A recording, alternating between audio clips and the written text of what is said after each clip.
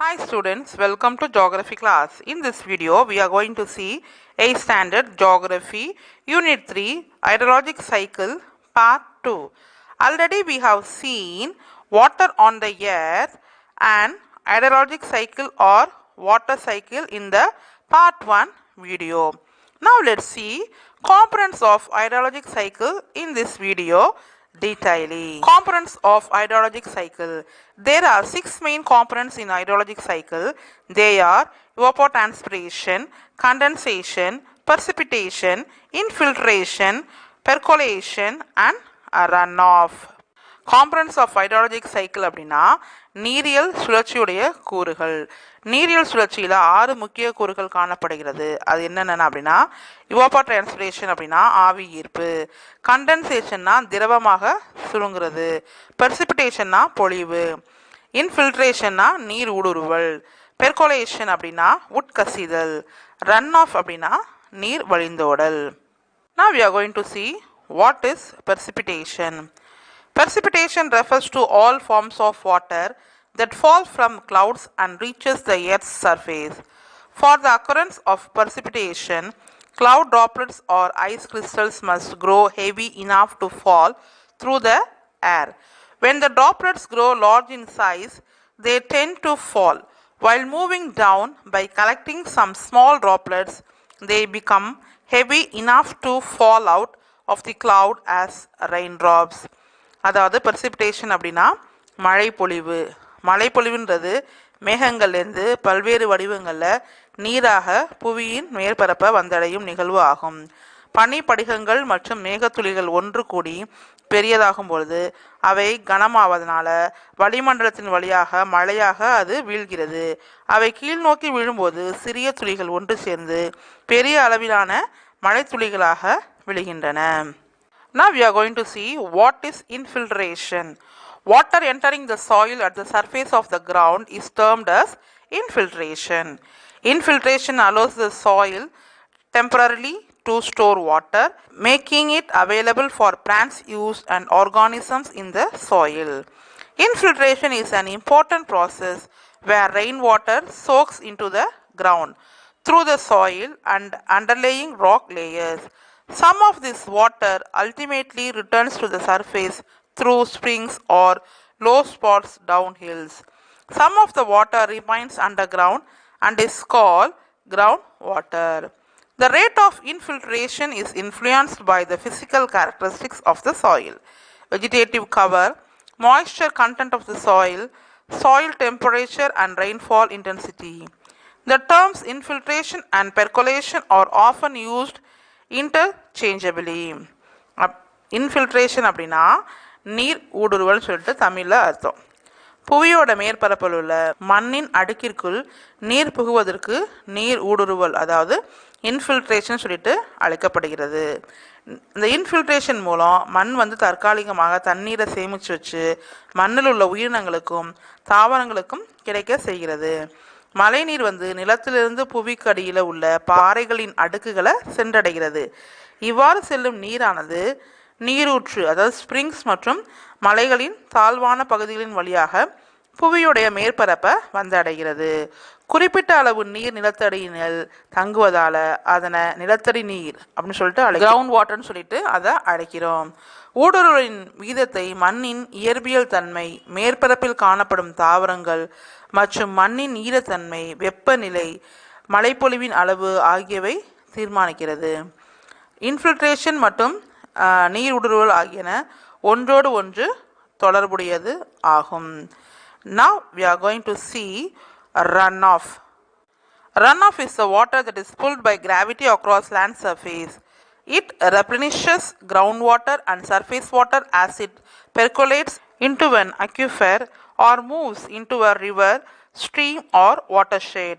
It comes from unabsorbed water from rain, snowmelt, irrigation or other sources, comprising a significant element in the water cycle as well as the water supply when it drains into a watershed. அதாவது run of அப்படின்னா தமிழில் நீர் வழிந்தோடல். நீர் வழிந்தோடல் என்பது run ஆஃப்ங்கிறது ஓடும் நீர் ஈர்ப்பு விசையினால் இழுக்கப்பட்டு கிராவிட்டினால் இழுக்கப்பட்டு நிலப்பகுதியினுடைய மேற்பரப்பு முழுவதும் செல்வதாகும். இந்த ரன் ஆஃப் மேற்பரப்பு நீரும் நிலத்தடி நீரும் புதுப்பிக்கப்படுகின்றன. நீர் ஊடுருவல் மூலம் நிலத்தடியில் ஊடுருவி நீர்க்கோள் பாறை அடுக்குகளில் சேமித்து நிலத்தடி நீரை புதுப்பித்துக் கொள்ள உதவுகிறது.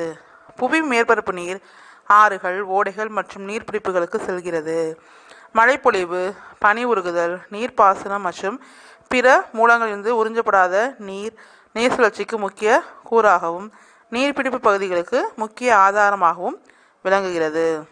Runoff is also a major contributor to the erosion which carves out canyons, gorges, and related landforms. The rate of runoff that can happen depends on the amount of rainfall, porosity of soil, vegetation, and slope. Only about 35% of precipitation ends up in the sea or ocean, and the other 65% is absorbed into the soil. Run off மண்ணரிப்பு மூலம் பெரிய பள்ளத்தாக்குகள், மலை இடுக்குகள் மற்றும் அதோடு தொடர்புடைய நிலத்தோற்றங்களை உருவாக்குவதில் முக்கிய பங்கு வகிக்குது. ரன் ஆஃப் அளவானது மலைவீழ்ச்சியினுடைய அளவு, மண்ணின் நீர்ப்புகும் தன்மை, தாவர மூட்டம் மற்றும் நிலச்சரிவை சார்ந்து உள்ளது. மழை நீரில் 35% மட்டுமே கடல் மற்றும் பேராளிகளில் கலக்குது. மீதமுள்ள 65% ஆனது மண்ணில் உறிஞ்சப்படுகிறது. Last we are going to see the types of runoff. Based on the time interval between the instance of rainfall and generation of runoff, the runoff may be classified into following 3 types. First one is surface runoff. It is a portion of rainfall which enters the stream immediately after the rainfall. It occurs when the rainfall is longer, heavier, and exceeds the rate of infiltration. In this condition, the excess water makes a head over the ground surface, which tends to move from one place to another following land gradient and is known as overland flow. When the overland flow joins the streams, channels, or oceans, it is termed as surface runoff or surface flow. அதாவது surface run of அப்படின்னா மேல்மட்ட மழைநீர் வழிஞ்சோன்னு சொல்லிட்டு தமிழ் அர்த்தம். மழை பொழிந்தவுடன் மழைநீரோட ஒரு பகுதி நீரோடையோட கலந்து விடுது. இது மழைப்பொழிவு அதிகமாகவும் நீண்ட காலத்திற்கும் ஊடுருவலை விட அதிகமாக இருக்கும் பொழுதும் ஏற்படுகிறது. இந்த நிலையில் அதிக நீரானது நிலப்பரப்பில் செறிவடைகிறதுனால அது நிலச்சரிவின் காரணமாக ஓரிடத்திலிருந்து மற்றொரு இடத்திற்கு நகர்வதால் நிலநீர் ஓட்டம் சொல்லிட்டு அறியப்படுகிறது. இந்த நிலநீர் ஓட்டம் ஆறுகள், சிறு ஓடைகள் மற்றும் கடல்களில் இணைவதனால இது மேல்மட்ட நீர் வழிந்தோடல்னு சொல்லிட்டு அழைக்கப்படுகிறது. Now we are going to see subsurface runoff. The water that has entered the subsoil and moves laterally without joining the water table to the streams, rivers, or oceans is known as subsurface runoff. The subsurface runoff is usually referred as interflow. Subsurface run ஆஃப்னா அடிப்பரப்பு நீர் வழிந்தோடுன்னு சொல்லிட்டு அர்த்தம். நீரானது அடிமண் அடுக்கினுள் நுழைந்து நிலத்தடி நீரில் கலக்காமல் பக்கவாட்டு திசையில் நகர்ந்து ஓடைகள், ஆறுகள் மற்றும் கடலோட கலப்பதனால இதற்கு அடிப்பரப்பு நீர் வழிந்தோடல் சப்சர்ஃபேஸ் ரன் ஆஃப்னு சொல்லிட்டு பெயர். இந்த அடிப்பரப்பு நீர் வழிந்தோடல் இடைநீர் ஓட்டம் எனவும் பொதுவாக இது குறிக்கப்படுகிறது. Last we are going to see base flow. It is a flow of underground water from a saturated groundwater zone to a water channel. It usually appears at a downstream location where the channel elevation is lower than the groundwater table. Groundwater provides the stream flow during dry periods of small or no precipitation. அதாவது base flow அப்படின்னா அடிமட்ட நீர் ஓட்டம்னு சொல்லிட்டு தமிழ் அர்த்தம். செறிவடைந்த நிலத்தடி நீர் மண்டலத்திலிருந்து நீர்ப்பாதை வழியாக நிலத்தடி நீராக ஓடுவதை தான் பேஸ் ஃப்ளோ அடிமட்ட நீர் ஓட்டம்னு சொல்லிட்டு அழைக்கிறோம். நிலத்தடி நீர் மட்டத்தை விட நீர்ப்பாதையோட உயரம் குறைவாக இருக்கும் பகுதிகளில் மட்டுமே இது காணப்படும். இவை வறண்ட மழையற்ற காலங்களில் நிலத்தடி நீரால் நீரூட்டப்படுகிறது. I hope you all understood components of hydrologic cycle very well. Next video we will see hazards. Thank you.